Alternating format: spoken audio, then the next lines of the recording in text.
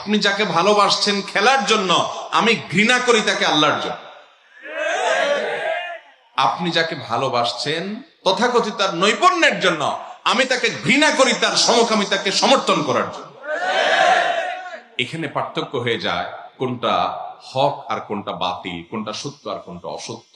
শয়তান আমাদের চোখের উপরে প্রলেপ দিয়ে দিয়েছে, আমরা ভালো মন্দ বোঝার মতো হিতাহিত জ্ঞান হারিয়ে ফেলেছি। নানান বিনোদনের নামে, হাসি তামাশার নামে, মজার নামে, খেলাধুলার নামে আমাদের ইমানি চেতনাগুলো এভাবে ধ্বংস হয়ে যাচ্ছে।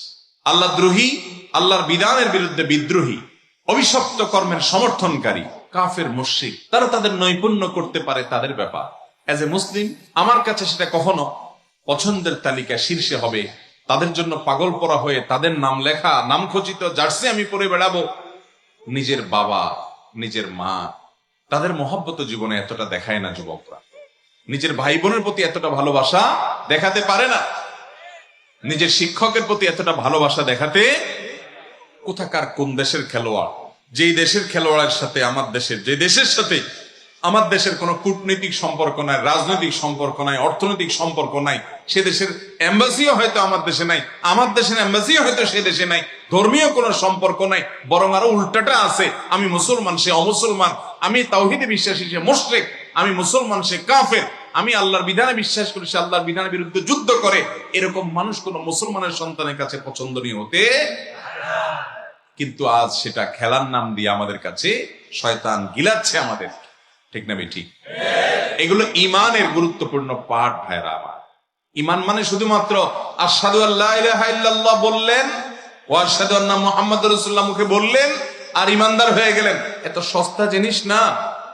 যখনই বলছেন আশহাদু আল্লা ইলাহা ইল্লাল্লাহ, ইবাদতের উপযুক্ত ইলাহ আল্লাহ ছাড়া আর কেউ নাই, আর মুহাম্মদ তিনি আল্লাহর পাঠানো দূত, রাসূল, আল্লাহ তাকে পাঠিয়েছেন, তখন আল্লাহর সকল বিধান, মুহাম্মদ সাল্লাল্লাহু আলাইহি সাল্লামের সকল নির্দেশ নিষেধ, এই সবগুলোকে আপনি মেনে নিয়েছেন, সারেন্ডার করেছেন।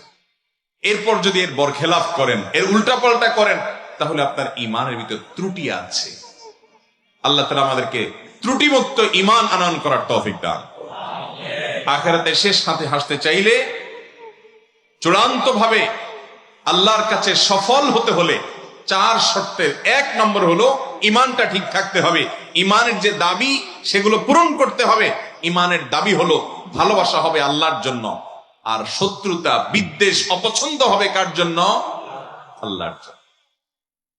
একজন মানুষ অনেক যোগ্য, অনেক ভালো নৈপুণ্য দেখাতে পারে, অনেক কারিশমা তার মধ্যে আছে, অনেক যোগ্যতা তার মধ্যে আছে, কিন্তু যদি সে আমার রবকে রব হিসাবে না মানে, আমার রবের একত্ববাদকে অস্বীকার করে, তো শুধুমাত্র রবের কারণে আমি তাকে অপছন্দ করব। এটাই হলো ইমানের দাবি। এটা কিসের দাবি ভাই? ইমানের দাবি। এখন ইমানের দাবিগুলো সব ঠুনকো হয়ে গেছে, সব নফসের দাবি পূরণ করার জন্য আমরা ব্যস্ত হয়ে গেছি। দিন পার হয়ে যাবে ভাই, একভাবে দিন পার হয়ে যাবে।